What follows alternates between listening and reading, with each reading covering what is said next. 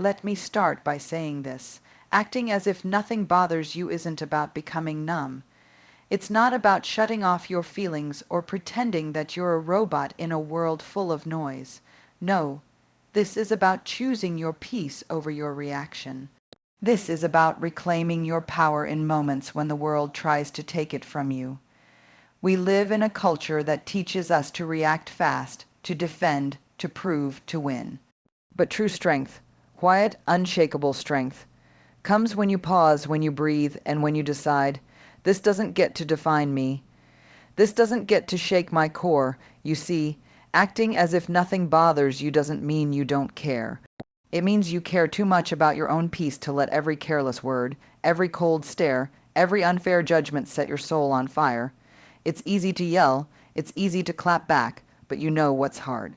Choosing grace when you're hurt, choosing silence when you're provoked, choosing dignity when they expect destruction. When you act as if nothing bothers you, you're not shrinking, you're expanding, beyond the petty, beyond the reactive, into something deeper, wiser, freer. There's courage in restraint, there's power in not taking the bait, and there's deep, deep healing in learning to say, this does not get to live rent, free in my mind. You will be misunderstood. People will test you. Life will bruise you in quiet places no one can see. But when you can stand in the storm, chin lifted, heart steady, not because you feel nothing, but because you've learned not everything deserves your fire, that is when you rise. So today, I'm not asking you to be invincible. I'm asking you to be intentional, to walk with your head high and your soul calm, to feel everything. But choose what you let shake you, to show up grounded and bold and whisper to the world, you can't have my peace. I've learned how to protect it. That's not pretending, that's power, and that's what it means to act as if nothing bothers you. Let me start by saying this. Acting as if nothing bothers you isn't about being fake. It's not about pretending life is always smooth, or that people don't say or do things that cut deep. It's about learning to hold your own power in a world that often tries to take it. It's about choosing your response, not out of fear or anger, but out of wisdom. Because when you learn to act as if nothing bothers you, you are not denying your feelings, you are mastering them. There is a profound difference between suppressing emotion and choosing not to be owned by it.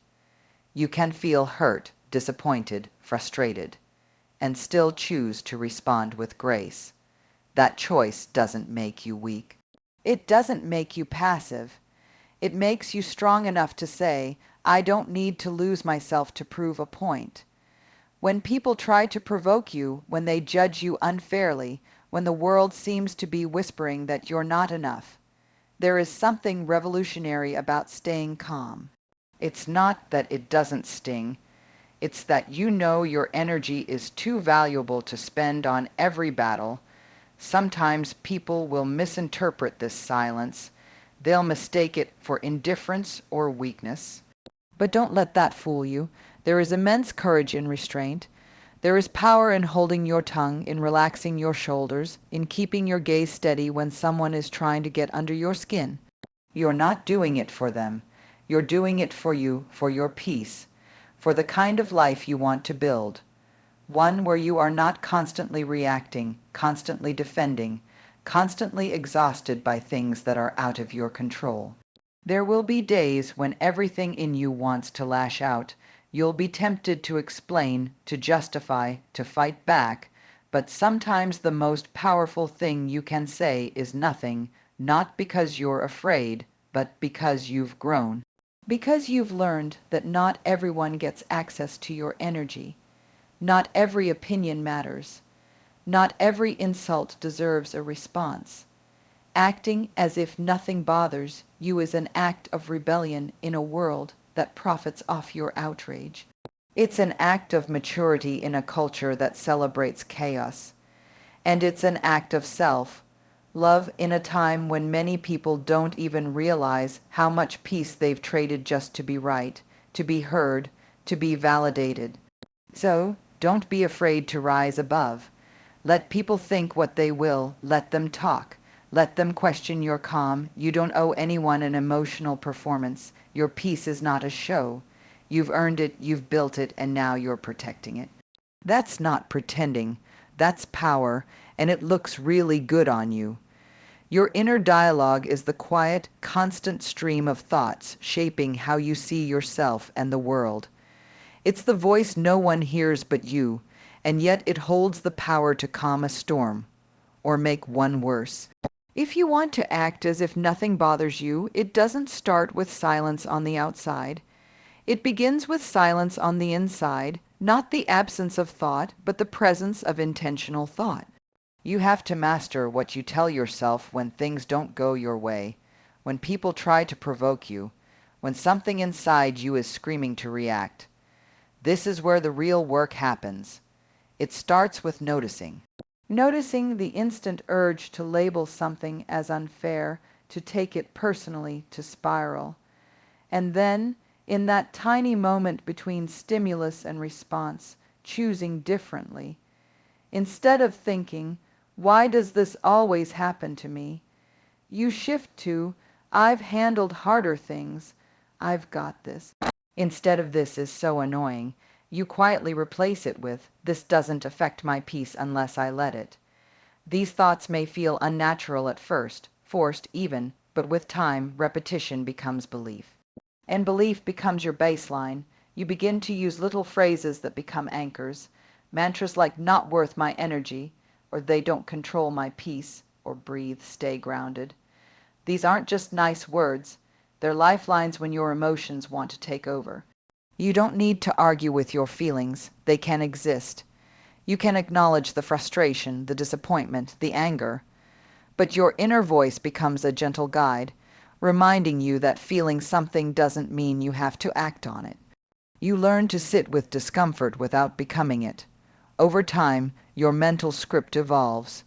You don't get stuck in rehearsing worst case scenarios or rehashing old arguments. You don't allow other people's behavior to rent space in your mind.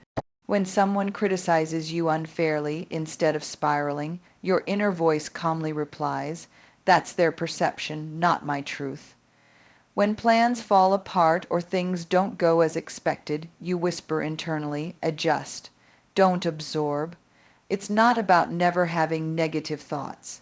It's about choosing which ones to feed. The most powerful part of this practice is that no one even knows you're doing it. On the outside, you might just look calm, composed, unfazed, but on the inside, a quiet revolution is taking place. You're rewriting the script that once made you reactive. You're taking control of the only thing you truly can yourself, and that control doesn't make you cold. It makes you wise. It allows you to navigate life with more clarity, more compassion, and far more peace. Because when your mind becomes a place of calm, the world outside has far less power to shake you. And that is where your freedom begins. One of the most powerful choices you can make in your daily life is to respond calmly, or not at all. It might sound simple, but it takes a level of emotional discipline that few people ever truly master. We live in a world that moves fast, that rewards quick comebacks, immediate reactions, and passionate defenses. We're taught that silence is weakness, that not responding means defeat, and that to be heard is to win. But none of that is true. Real power is knowing when to speak, and more importantly, when not to. It's understanding that your energy is a limited resource and not every situation deserves a piece of it. Calm is not the absence of emotion, it's the control of it. There's nothing passive about remaining still in a moment that wants to pull you into chaos. When you learn to pause before reacting, you shift the dynamic. You're no longer the puppet being pulled by every string of insult, irritation, or drama. You're the one holding the scissors, quietly choosing not to dance for someone else's dysfunction. And in that pause, in that breath, you give yourself time to decide what kind of person you want to be. Not just in good moments, but in difficult ones. You don't have to react just because you're provoked.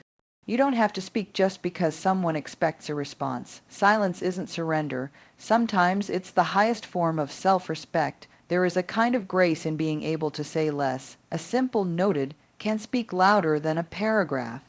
A short "I'll think about it" can end an argument before it begins, and sometimes saying nothing at all is the most articulate answer you could ever give, because when you respond with calm, you keep your power. You're no longer handing your peace over to people who haven't earned it.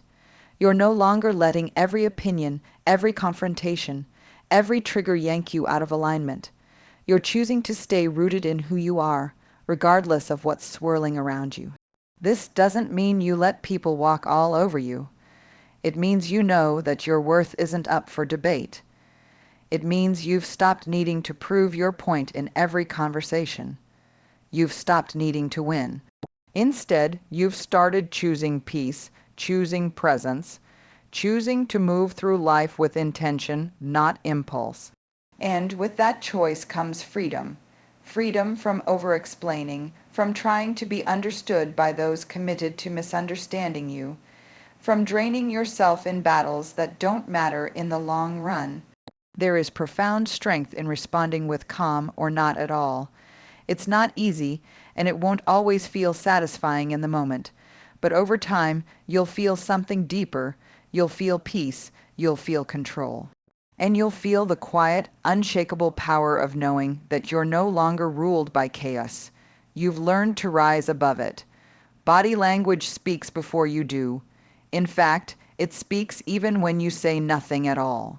When you walk into a room, people are already reading you. They notice how you carry yourself, how your shoulders sit, how your eyes move, how your hands settle or tremble. If you want to act as if nothing bothers you, your body has to become an extension of your inner calm. That doesn't mean being stiff or robotic. It means becoming intentional.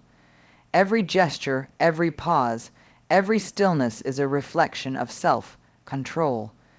When your emotions are running high, the easiest thing to lose control of is your body. You fidget, you pace, you cross your arms tightly across your chest. But when you take command of your physical presence, you send a powerful message. Not just to others, but to yourself. I am grounded. I am steady. I am not easily shaken. Standing or sitting with good posture might sound simple, but it changes how you feel. Straighten your spine, drop your shoulders, and lift your head. Suddenly, you're not just more confident. You feel more confident. You don't need to puff your chest or raise your voice to feel powerful. Your presence alone, when calm and composed, can do more than any loud response ever could. Moving slowly and deliberately also reinforces this. Quick, jerky movements signal anxiety, frustration, or fear. But when your actions are smooth, when your gestures are measured, when you pause before you speak or move, you're letting the world know you're in control, not of everything, but of yourself. It's not about trying to look detached or cold. It's about allowing your body to mirror the calm you're choosing mentally. When someone tries to provoke you and your face doesn't flinch, when your eyes don't dart away nervously, when your hands remain still rather than clenching or fidgeting, you're showing that you're not going to be pulled into the chaos. And even if you feel the storm inside, your outer calm becomes an anchor, keeping you steady until the emotion passes. It's okay to feel, it's human, but you don't have to perform your discomfort. You don't have to give away your power in a glance or a twitch or a frustrated gesture. Your stillness can be louder than shouting. Your silence can be stronger than any verbal defense. And your calm posture, your soft gaze, your unhurried movements, they remind both you and those around you that you're not ruled by the moment. You've grown, you've practiced, you've built the strength to remain composed, not because you don't feel, but because you've learned that not everything deserves a reaction. Your body, when used with intention, becomes a tool of clarity, confidence, and peace. And over time, people won't just see that you're unbothered. they'll believe it, and so will you. There are times in life when the most loving and intelligent thing you can do for yourself is to detach emotionally. This doesn't mean shutting down your heart or becoming numb to the world. It means learning when and how to protect your energy from people, situations, and thoughts that don't serve your peace. Detachment isn't a sign of weakness or indifference. It's a powerful act of self-preservation. It's the decision to stop pouring your emotions into something that only drains you. It's stepping back so you can see more clearly. When you're too close to a situation, your feelings can distort reality. You might feel hurt, rejected, dismissed, or angry. But when you step back, even just mentally, you create space to breathe, to observe, and to choose how you want to respond. Sometimes this means imagining yourself not as the main actor in a drama, but as an observer sitting in the audience. Watching without reacting, noticing without attaching meaning to every detail, you remind yourself this is happening, but it doesn't have to consume me. Emotional detachment gives you that space to think. You ask yourself questions that shift your perspective. Will this matter next week? Will I remember this a year from now? If the answer is no, it may not be worth your energy now. When you realize how temporary most situations are, it becomes easier to hold your reactions lightly. You don't have to be unaffected, but you don't have to be consumed either. With certain people, detachment becomes even more important. There are those who feed on drama, who push your buttons, who seek attention not through connection, but through chaos. With them, emotional detachment is not coldness. It's strategy. You give them nothing to feed off, no emotional spikes, no passionate responses. You become what's known as a gray rock. Calm, neutral, uninteresting. You respond briefly, without drama, without emotional energy. Not because you don't feel anything, but because you've chosen to stop giving them access to your emotional world. You protect your peace by staying grounded. And eventually, they lose interest because you're no longer playing the game. This kind of emotional discipline takes time. At first, it feels unnatural. You may feel guilty for not reacting the way you used to. You may question whether you're being distant or uncaring. But with time, you begin to feel something deeper than momentary satisfaction. You begin to feel peace. You realize that not everything needs your emotional investment. Not every situation needs to become personal. Not every argument needs to be won. Sometimes the most powerful thing you can do is to let go, not with anger, but with grace. Emotional detachment, when practiced intentionally, doesn't close your heart. It clears your mind. It gives you the space to stay true to yourself, even in the middle of conflict. It teaches you that your emotional world belongs to you, and not everyone deserves a place in it. Mental toughness isn't about being unbreakable. It's about being able to bend without falling apart. It's about developing the quiet resilience that keeps you standing when life tries to knock you down. It's not loud. It's not flashy. It doesn't always look strong on the outside. But inside, it's the solid foundation that keeps you from crumbling under pressure. Building mental toughness means training your mind the same way you would train your body. You don't wait until you're in the middle of a crisis to start. You start small, every day, in moments when no one is watching. You choose to keep going even when it's inconvenient. You practice sitting with discomfort instead of running from it. You build a habit of not giving up on yourself when things get hard. The mind, just like a muscle, gets stronger when you challenge it.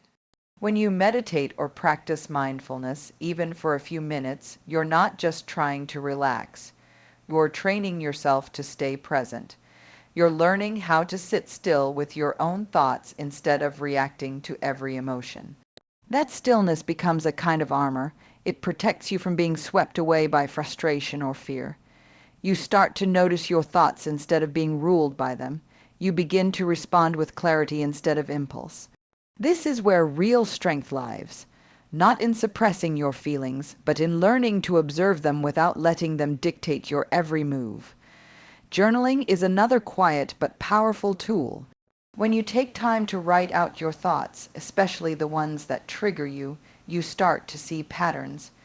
You begin to realize that the same kinds of situations push your buttons over and over. And then something shifts. You stop reacting blindly. You start catching yourself. You rewrite the narrative. You ask yourself, what if I looked at this differently? That's mental toughness in action, not just powering through, but transforming the way you think.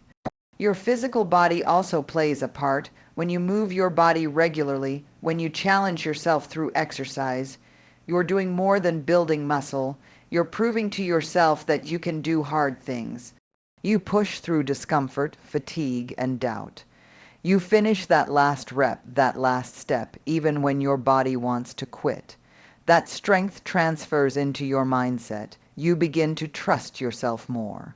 You walk taller, not because life got easier, but because you got stronger. Mental toughness isn't built in a day. It's earned through repeated choices to show up, even when it's inconvenient, even when it's hard. It's about keeping your promises to yourself. It's about facing your fears instead of hiding from them. And most importantly, it's about believing that no matter what comes your way, you will find a way through. Not because you're perfect, but because you've trained your mind to stay steady in the storm. That's not just strength. That's freedom. Acting as if nothing bothers you doesn't mean staying silent forever. It doesn't mean suppressing your voice or pretending you don't care when you deeply do. True strength is not found in constant silence.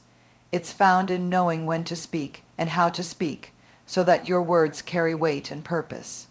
It's easy to confuse being unbothered with being passive, but they are not the same. Being unbothered means being selective. It means knowing that not every battle is worth your energy, and not every disagreement deserves your involvement. But when something matters, when it truly crosses the line of your values, your boundaries, your peace, that's when speaking up becomes an act of strength, not emotion. The key is timing. You don't speak when your hands are shaking with frustration or when your heart is racing with anger. You speak when you are calm, clear, and composed, because when you wait until you're grounded, your message comes through sharper. You don't need to yell. You don't need to defend yourself with a long explanation. You simply say what needs to be said with clarity and conviction, and that's powerful. It lands differently. People hear it because it's not wrapped in emotional noise, it's rooted in truth. When you speak from that place, you don't just express yourself. You assert your values. You show the world that you are paying attention, but not everything gets a reaction. Choosing when to speak up requires you to ask yourself hard questions. Am I doing this to be right or to be understood? Am I reacting to protect my ego or responding to protect my peace? Am I speaking from a place of grounded clarity or from a place of emotional urgency? These questions help you slow down. They help you detach from the heat of the moment and check in with your deeper intentions. You realize that silence can be strong, but so can your voice when it's used with purpose. There will be moments in life when staying silent feels like betrayal of yourself, of your truth, of your worth. In those moments, speaking up isn't about winning or proving a point. It's about self-respect. It's about drawing a line that says, this is where I stand. This is what matters to me. You can do that without raising your voice. You can do that without being aggressive. You can do that with a steady tone, a clear message, and a heart that isn't looking for drama. Just honesty. You don't need to speak often to be powerful. You just need to make sure that when you do, it comes from your center, not from your wound. So don't be afraid to speak when it matters. Just remember to wait until you're ready, not reactive, because when you act like nothing bothers you, it means you've mastered when to let go and when to stand your ground with quiet, unwavering strength.